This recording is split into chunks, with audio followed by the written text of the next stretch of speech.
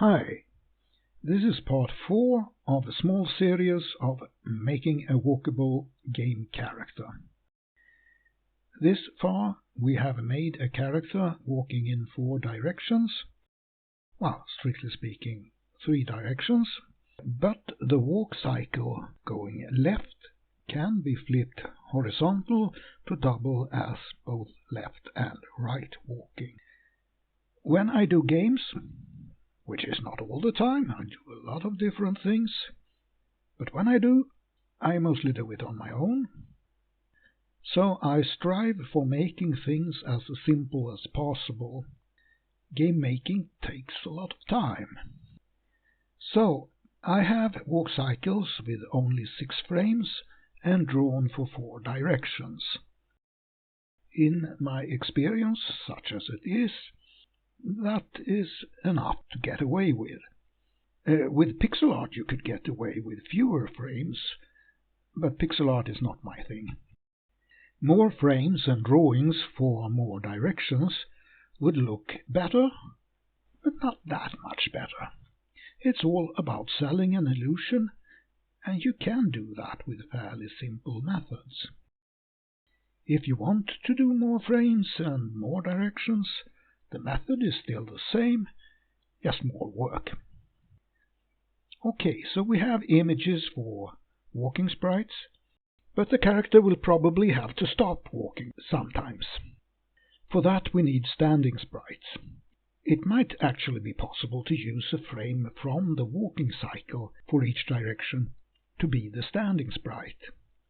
But we will go one better and do a special image for each direction. One thing I try to avoid doing standing characters is draw it 100% from the front, back or side. It's hard to make that look good. So what I want to do is to turn the character slightly and tweak the position a little bit. Small things can go a long way here. One image can be enough for a standing pose. To have more frames to add small movements can of course add to the illusion. In this case the character is an undead type of being, something like a zombie. It has its arms stretched out in front of it, clawing for victims. I have 2 frames to have the arms keep up the clawing motion, even when it stops to a standing position. So now we have the images for walking and standing. The minimum that we need for a walking character.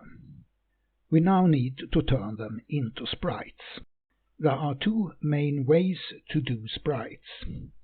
You can put all images for your character in one image, a sprite sheet, load that into the game and have the program cut out each image from the sheet and put that sliced out image on a surface that then can be used to render in the game. Or you can have each image as its own sprite. That's the way I prefer it, so that's how I will do it. All I have seen on the benefit of using sprite sheets doesn't make all that much sense to me. But that might well be me lacking in understanding. Be that as it may, single image sprites it will be. A sprite is always a rectangle or a square. The sprite will appear to have a different shape by parts of the sprite being transparent. The sprite will be rendered on the scene at a given position on the game screen. The top left corner of the sprite is, by default, where the sprite will be placed at the position on the screen. This point is called the origin point. I want to set the origin point at the feet of the character, and I want the point to be at the middle of the sprite. I also want all sprites for the character to have the same size. So I set up the characters with the same position and size in relation to the new origin point.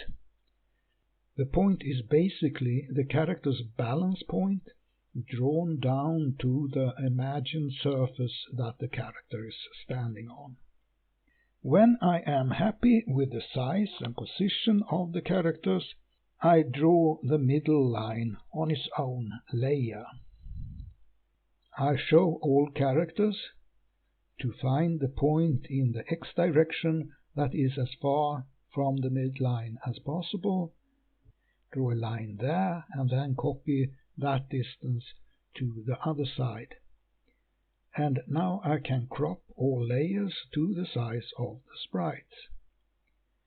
All that is left is to save each layer as a separate image and to name the sprites in a systematic way. That will be all for now. In the next episode we will get to put the character in a game setting. That will be exciting, I hope. But for now, bye.